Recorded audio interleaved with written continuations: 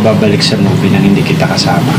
Talaga? Matapos ang 3 taon, Joshua Garcia at Julia Barreto nagkabalikan na. Nagbubunyi ngayon ang mga Josh Lia fans ni na Julia Barreto at Joshua Garcia dahil opisyal na ngang inanunsyo ang kanilang reunion movie. Ito ay ang Unhappy for You, directed by Peter San Vargas. Katulad din sa totoong buhay, gaganap na mag-ex dito sina Julia at Joshua. Patikim pa lang ng kanilang movie comeback ay humakot na agad ito ng million views. Patunay lamang na madami ang nakakami sa kanilang tambalan.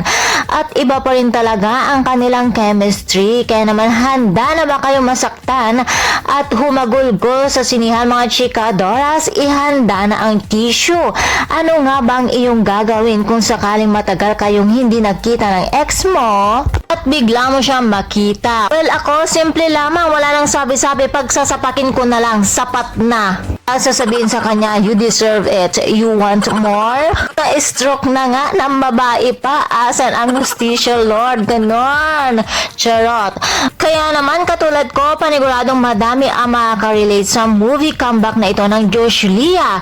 Excited na din ang lahat sa kakaibang role nila rito dahil mas palaban, mas intense at mas mature ang kanilang gagampanan. Lalo pang pinakilig ni Joshua ang kanilang mga fans nang sinabi nitong hindi siya babalik sa pelikula nang hindi kasama si Julia. Julia talaga, Bisaya kamandong. Ayon pa kay Joshua, ang exciting lang dahil may kanya-kanya silang journey tapos bigla silang nagkabalikan. Sa pelikula nga lang.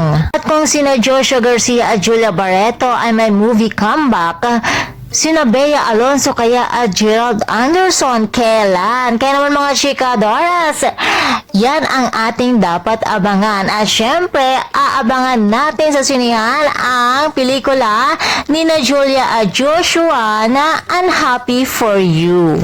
Under Star Cinema at Viva Films. And for more showbiz update, please don't forget to like, share, and subscribe my channel. Thank you for watching.